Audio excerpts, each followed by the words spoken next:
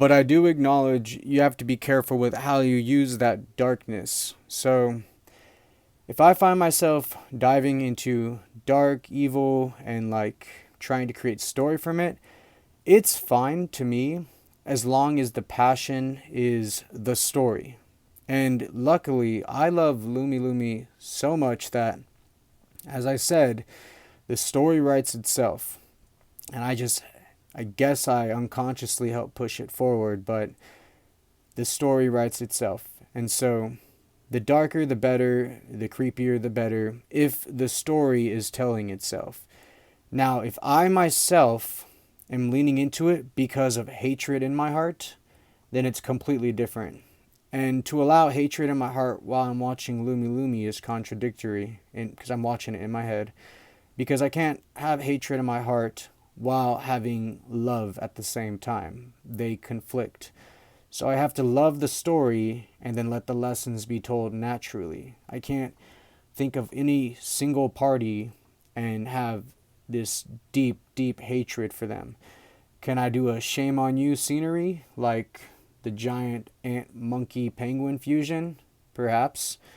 Can I do things like, I don't know, my phrases throughout the whole thing, like the headless rich man without no eyeballs, and the penalty of what happens through the black and white film that was presumably a silent film when someone was in a theater.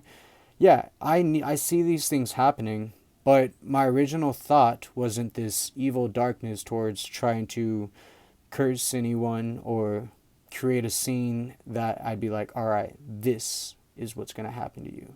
It was more like I was just watching the scene happen, and then I already started acknowledging that this was a part of what that was, and then my brain started piecing it together naturally, and then I just knew at the end of it all, I was like, yep, that's probably what's going to happen if you continue doing what you do.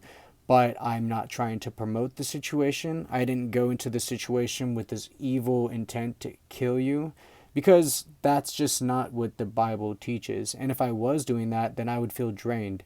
A lot of times when I'm in the negative thoughts towards just life in general, I feel drained, upset, angry. And then I remember that God has control behind everything. And so dark thoughts towards writing never determine my actual output towards anyone in the world. It happens on its own, and then it weaves its way in where I acknowledge it and then slowly maybe build upon it towards what I believe to be truth while not letting it consume me. And there's so much between all that. I'd have to go real deep for it.